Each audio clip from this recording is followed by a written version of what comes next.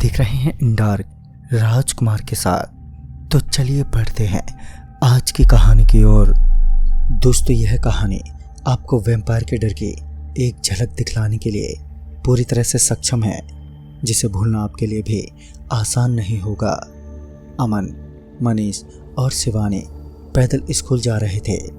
वो तीनों उन परीक्षणों के बारे में चर्चा कर रहे थे जो उनके शिक्षक उस दिन आयोजित करने जा रहे थे।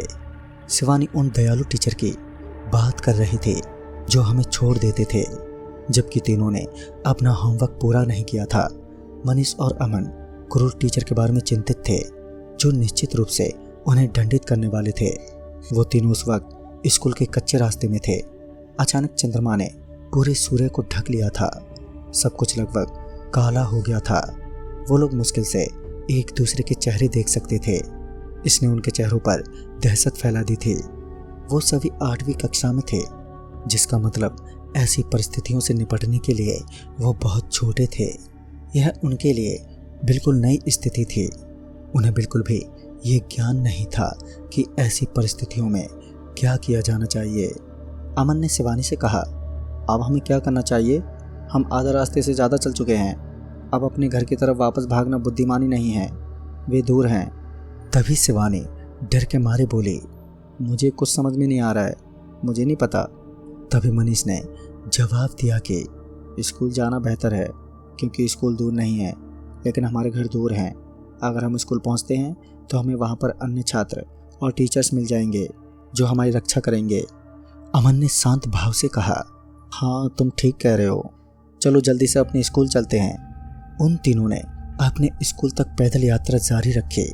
अजीब आवाज के साथ हवाएं इधर उधर दौड़ने लगी थी, मानो किसी अज्ञात ताकतों से डर गई हों। और हमारी हालत भी ऐसी ही थी। कोई विकल्प ना होने पर हम चलते रहे। मैंने कभी नहीं सोचा था कि एक दिन सूरज बिल्कुल असहाय हो सकता है और अंधेरा अपने प्रकाश पर विजय प्राप्त कर सकता है। अंत में वो तीनों स्कूल के गेट पर पहुंचे। स्कूल का गेट बंद कर दिया गया था। स्कूल में कोई नहीं था। उन तीनों को लगा कि शायद उन्हें देर हो गई होगी और सभी लोग कक्षाओं में बैठे होंगे। तभी अमन ने मनीष और शिवानी को दीवार पर चढ़कर स्कूल के अंदर जाने का सुझाव दिया। वो सहमत हुए और वो दीवार पर चढ़े और जमीन पर कूद पड़े। तभी उन सब ने हाथ में हाथ डालकर दूसरे छात्रों और शिक्षकों की तलाशी शुरू की। वो जहां भी गए वहां अंधेरे के सिवा कुछ भी नहीं था। फिर धीरे धीरे वो अपनी कक्षाओं में पहुंचने के लिए सीढ़ियों पर जाने लगे। उन्हें फिर से एक बड़ा झटका लगा क्योंकि सभी कक्षाओं के दरवाजे बंद थे। अमन ने डरावने स्वर में कहा, यहाँ क्या हो रहा है? स्कूल में कोई नहीं है। पर मनीष कुछ बोल नहीं पाया और उसने चुप्पी साध ली। शिवानी ने जवाब दिया कि शायद स्कूल ने आज के लिए छुट्टी घोषित कर दी है। तुमने अखबार पढ़ा या टीवी न्यूज़ देखी थी क्या आज? तभी उन दोनों ने ना में जवाब दिया। फिर शिवानी ने आगे कहा, मुझे लगता है कि टीवी पर यह सब बताया होगा, इसलिए छुट्टी के बारे में सभी को पता था, लेकिन हमें नहीं पता था और अब हम सब इस अंधेरे में फंस गए हैं। अब क्या करें? तभी अमन ने उत्तर दिया, अब हम अपने घर चलते हैं।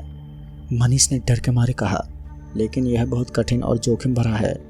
अमन ने कहा, पर यहाँ पर रहना जोखिम से अधिक है। देखते ही देखते बादल एकदम से गरज उठे और बारिश भी एकदम से फूट पड़ी। आकाश में बिजली चमकी और एक पल के लिए पूरी दुनिया को रोशन कर दिया।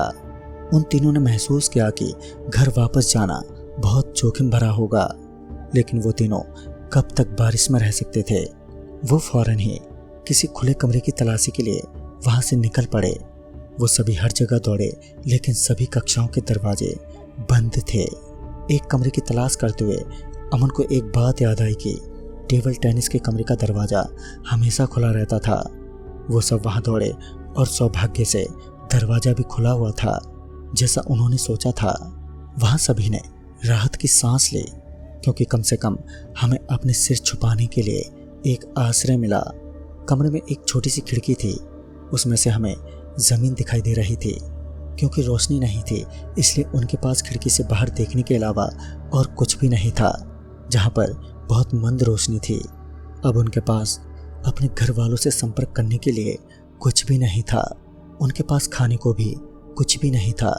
उन्हें नहीं पता था कि वो कैसे भयानक अंधेरे में रात बिताने जा रहे हैं। कुछ देर के लिए खिड़की से बाहर की मंद रोशनी हमें सुकून दे रही थी। उनकी निगाहें इस उम्मीद में जमी पर टिकी थी कि सूरज की रोशनी जल्दी से वापस आ जाएगी। जल्दी ही आसमान से एक डरावनी रोशनी निकली और वह हमारे स्कूल के मैदान पर उतरी। वो समझ नहीं पाए कि वह क्या था, लेकिन यह बहुत ही डरावना लग रहा था। कुछ ही समय में 2 और गोलाकार बत्तियां वाली रोशनी जमीन पर आ गईं। फिर कुछ सेकंड के बाद तीनों रोशनी से 3 भेड़िए निकले और हमारी आंखों के सामने वो भेड़िए इंसान का रूप लेने लगे। शिवानी अपने आप को नियंत्रित नहीं कर पाई और असहनीय भय से वह चीखने ही वाली थी कि अमन ने अपना हाथ उसके मुंह पर रखा और उसे कसकर पकड़ लिया। अब मनीष बुरी तरह से कांप रहा था और उस समय अमन को एहसास हुआ कि वो अपने दोनों दोस्तों से ज़्यादा बहादुर है। 3 अजीब इंसान कुछ अज्ञात भजनों का जाप करने लगे। जमीन पर छोटे छोटे बवंडर दिखाई देने लगे थे। फिर इसके बाद बवंडर उनके चारों ओर घूमने लगे। तीनों इंसान चीखने चिल्लाने और रोने हंसने लगे। अमन समझ गया था कि ये कोई बुरी गतिविधि चल रही थी। इसमें चुप रहना ही और ध्यान से देखना ही सबसे अच्छी नीति थी। तभी अमन, मनीष और शिवानी आपस में फुसफुसाने लगे। और डरने की कोई बात नहीं है, बस उन्हें देखो, वे हमारे बारे में कुछ नहीं जानते हैं।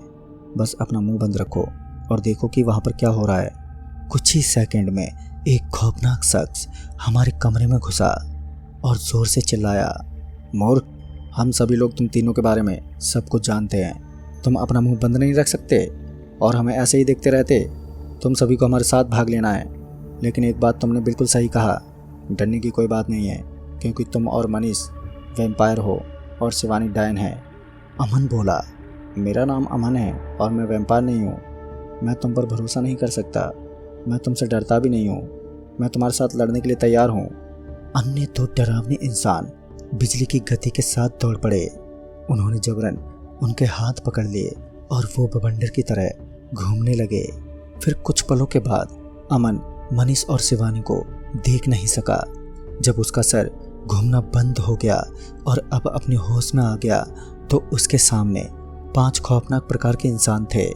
अमन को यह समझने के लिए किसी की ज़रूरत नहीं थी कि अन्य 2 इंसान मनीष और शिवानी थे। उसने कहा, मनीष, क्या तुम मुझे देख सकते हो? शिवानी, यह क्या हो रहा है? कृपया जल्दी बताओ। शिवानी भारी धीमी आवाज़ में बोली, आप ना तो इंसान हैं और ना ही हमारी तरह एक सफ़ेद रोशनी वाली आकृति। आप असली दानव हैं, बुराइयों के मुखिया हैं, क्रूरता के मालिक हैं। आप पृथ्वी पर सभी पिशाचों के प्रमुख हैं। सभी बुरी ताकतें इस धरती पर आपके वापस आने की प्रतीक्षा कर रही थी और अंत में हमारी दृढ़ता, कड़ी मेहनत के साथ आप आ गए। उसके बाद अमन को खून की एक प्याली दी गई। उसे घृणा करने के बजाय अमन को उसकी तलब होने लगी। तभी अमन ने उस खून को एक बार में पी लिया। उसने ऊपर चांद की तरफ देखा जो सुबह उससे डर रहा था और वो अभी उसे उत्तेजित करने लगा। आखिर क्या रिश्ता और क्या कनेक्शन होगा उन वैम्पायर्स का इन तीनों से? लेकिन कुछ तो ज़रूर होगा जिस कारण वो भी एक वैम्पायर हो गए। तो दोस्तों, इस कहानी में बस इतना ही। तब तक के लिए बाय एंड टेक केयर।